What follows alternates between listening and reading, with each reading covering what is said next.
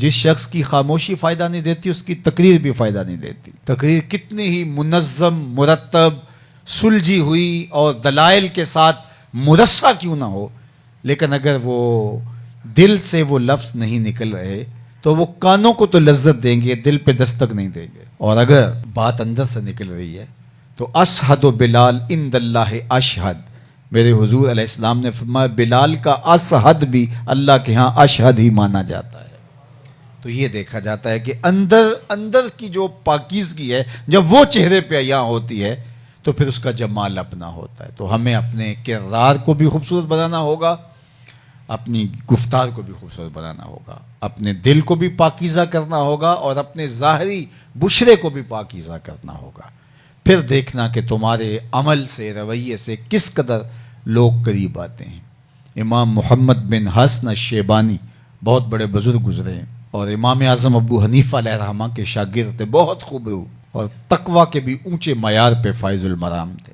بصرے میں تشریف لائے تو عیسائی آپ سے مناظرے کے لیے تیار بیٹھے تھے اور کہہ رہے تھے مسلمانوں کا امام آئے توڑ کے رکھ دیں گے، سوالات کا جواب نہیں دے پائے گا، ہم بخی و دھیڑ کے رکھ دیں گے. امام محمد جب تشریف لائے تو نورانی امامہ، خوبصورت چہرہ، سیاہ داڑھی کا حالہ، جسم کے اوپر نورانی جبہ. جو ہی تشریف لائے تو وہ جو مناظر آیا تھا مناظرہ کرنے کے لیے، جب اس نے امام محمد کے چمکتے ہوئے چہرے کو دیکھا تو اس کے لبوں پہ کلمہ جاری ہو گیا. تو سب نے کہا کہ تم تو مناظرہ کرنے آئے تھے، تو یہ کیا ہوا؟ اس نے کہا جب میں نے امام محمد کا چمکتا ہوا روشن چہرہ دیکھا تو برجستہ میرے دل میں خیال آیا مسلمانوں کا چھوٹا محمد اتنا سونا ہے، بڑا محمد کیسا ہوگا.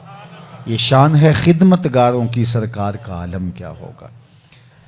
تو یار ہم اتنے سونے ہو جائیں کہ ہمیں دیکھ کے لوگ مصطفیٰ پہ درود پڑھیں کہ جب یہ حضور کے غلام اس کردار کے مالک ہے تو آقا کی شان کیا ہوگی. لیکن اگر ہمارا کردار لوگوں کو اسلام کے راستے سے ہٹا دے کہ یہ مسلمان ہوا کرتے ہیں تو ہم رہے ایسی مسلمانی سے، تو پھر ہم دیکھیں کہ ہم کہاں کھڑے ہیں. اس لیے آج مسئلہ یہ ہے کہ مسلمانوں کو پہلے مسلمان بننے کی ضرورت ہے. کسی نے کہا تھا کہ مسلمانی در کتابوں مسلمانہ در گور، کہ مسلمانی کتابوں میں رہ گئی ہے اور مسلمان قبروں میں چلے گئے ہیں، اور ہم جو ہیں یہ مجسمے بیٹھے ہوئے ہیں. تو اگر ہم صحیح معنوں میں مسلمان ہو جائیں، کردار کے مسلمان ہو جائیں، پھر ہمارا کردار لوگوں پہ اثر انداز ہوگا. کبھی نہیں ہوتا، یہ کبھی نہیں ہوتا کہ آپ کے کردار میں جان ہو اور اس کا اثر نہ ہو. کبھی نہیں ہوتا. آپ اتر جائیں گے لوگوں کے دلوں کے اندر، آپ کی گفتگو اتر جائے گی. بہت بڑے عالم نہ صحیح، آپ کے شکستہ ٹوٹے لفظ بھی دلوں پہ دستک دیں گے. باتیں کانوں سے نہیں ٹکرائیں گی، دل پہ جا کے ٹھہریں گی، رکیں گی دل کے اوپر. لیکن اس کے پیچھے آپ کا کردار ہو، جو آپ کہہ رہے ہیں آپ کے اپنے عمل کا حصہ ہو. ورنہ خوبصورت لفظ کانوں میں لطافت کا رس تو گولیں گے لیکن دل میں ترازو ہونے کا فن نہیں جانیں گے. تو بات جو دل میں اترتی ہے وہ دل سے نکلتی ہے. فارسی والے کہتے ہیں از دل خیزت بس دل ریزت. جو چیز دل سے نکلتی ہے وہ دل میں اترتی ہے. تو اس لیے ہمیں ضرورت ہے کہ ہم اس کو صاف کریں. جتنا زور اس کو صاف لگاتے ہیں کرنے کے، اس سے زیادہ زور اس کو صاف کرنے پہ لگائیں. یہ اس پر کوئی داغ رہ بھی گیا تو گزر ہو جائے گی. باہو علیہ رحمہ نے کہا تھا دل کالے نالوں منہ کالا چنگا، جے کو یہ رمز پچھانے ہو.